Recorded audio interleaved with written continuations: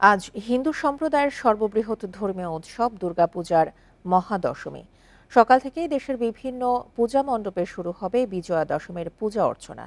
পরে বিসর্জনের মধ্য দিয়ে শেষ হবে 5 দিনের শারদীয় দুর্গোৎসব। বান্ডেল থাকলে প্রতি সেনমানিতে টাকা বাঁচবে। বিকাশ সেনমানি বান্ডেল কিনে জিতুন প্রতি লেনদেনে। ভক্তরা দেবীর কাছে শান্তি, সৌভাগ্য আর সমৃদ্ধি কামনা করবেন।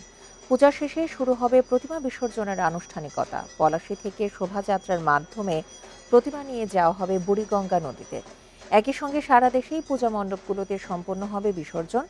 ধর্মীয় গুরুরা বলছেন, দুর্গাপূজা শুধু উৎসব নয়, এটি মানুষে মানুষে মিলনেরও প্রতীক। দুর্গোৎসবের আরো খবর জানাতে খুলনা ও সিলেট থেকে যোগ দিচ্ছেন আমাদের সহকর্মীরা। শুরুতেই যাচ্ছে খুলনায়, জানাবেন সহকর্মী AHM শামীমুজ্জামান। শামীম, খুলনায় এখন পর্যন্ত মহাদশমীর আনুষ্ঠানিকতা শুরু হয়েছে কিনা? না, এখন তো 7টা 25 বাজে, এখনো পর্যন্ত আনুষ্ঠানিকতা শুরু হয়নি। 9টার পরে আনুষ্ঠানিকতা শুরু হবে। আর এখানে একটু বলে রাখি যে গত 28 সেপ্টেম্বর যেটা দুর্গা উৎসব শুরু হয়েছিল, আজ তার শেষ দিন, অর্থাৎ আজ মহাদশমী।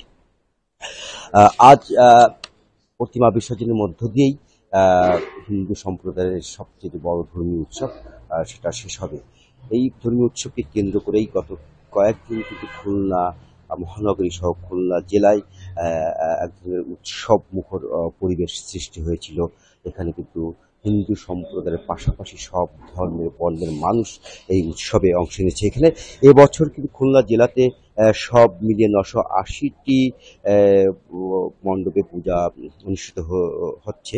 এর মধ্যে খুলনা মহানগরীতে রয়েছে 120টি এবং উপজেলার অর্থাৎ খুলনা জেলার 9টি উপজেলার 860টি মন্দিরে পূজা উৎসব অনুষ্ঠিত হচ্ছে।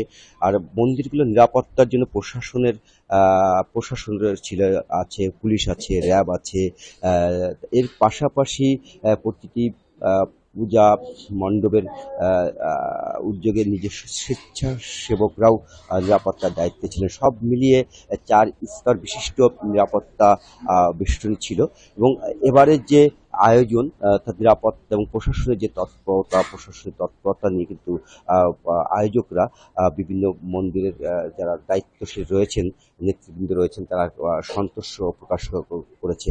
আর সব মিলে যেহেতু আজকে যে ধর্মীয় যে আয়োজন, তার মধ্যে রয়েছে অঞ্জলি ভোগ, 9টার সময় অঞ্জলি ভোগ প্রদান এবং তার পাশাপাশি মঙ্গল শোভাযাত্রা, সিঁদুর দান এবং 3টা 40 মিনিটের পর বিসর্জন শুরু হবে। প্রতি বছরই খুলনা মহানগরীতে জেলখানা ঘাটে প্রতিমা বিসর্জন শুরু হয় এবং এবারও 3টা 40 মিনিটের পর প্রতিমা বিসর্জন এখানে হবে। এবং প্রতিমা বিসর্জনকে কেন্দ্র করে সেখানে যাতে আইন শৃঙ্খলা পরিস্থিতি স্বাভাবিক থাকে, সেই জন্য প্রশাসনের পক্ষ থেকে সর্বোচ্চ সতর্কমূলক ব্যবস্থা নেওয়া হয়েছে।